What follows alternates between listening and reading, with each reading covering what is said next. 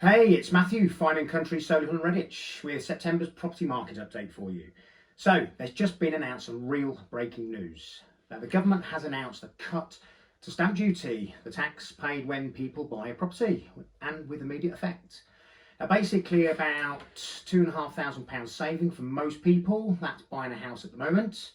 Meanwhile, the threshold for first-time buyers has been increased from 300,000 to 425,000. So the changes should remove around 200,000 people from having to pay stamp duty, which is great. Now, the Chancellor also increased the value of the property on which first-time buyers can claim stamp duty relief from £500,000 to 625,000.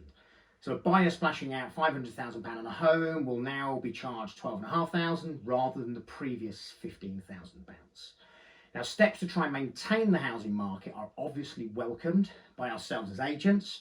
There has definitely been evidence about a decline in transactions and threats that are going to push house prices down. So those threats still do remain, obviously, so it will be interesting to see whether all the tax saving measures that have been announced today do have any major impact into what was another announcement yesterday given to us about the interest rates now rising to the highest level in 14 years, up to 2.25%, and the news that the UK is heading into a recession. So yes, steps are being taken. Will it have a massive impact? Will the savings on the stamp duty actually offset the long-term cost of your mortgage? Well, probably not, but we will see.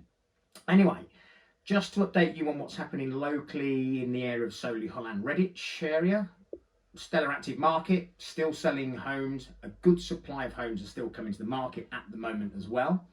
For those of you who do actually watch the Fine and Country monthly market report updates, look at the supply and demand numbers and the change in picture, again, when it comes down to supply and demand.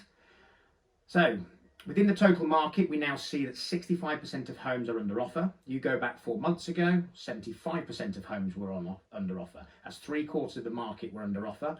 We're now down to 63% of the market. If you apply some market segmentation into that, if you have a home between 500,000 to a million, we're now looking at 58% of those homes under offer. So it's still a seller's market, still relatively balanced, but heading more into a buyer's market. Now, if people are selling a home between £500,000 to a million, peak at that was 62% a few months ago. So it hasn't changed anywhere near as much as the total end of the market. And the final number to give you is if you're selling a home £1 million and above, we're now looking at 36% of those homes being under offer. This end of the market, the supply and demand figures haven't really changed. This was at 38% a few months ago, which again was at its peak. It's never been much different to that. So it shows that if you have got a large property, there is still strong demand for those sorts of homes. £500,000 to a million, good activity, balanced market. We need to maintain and monitor that figure just to see what happens. And it is the lower end of the market, as I say, where it's gone from 75% under offer to 63% under offer. But if the government are now trying to support that end of the market with stamp duty savings, it could be a really good move.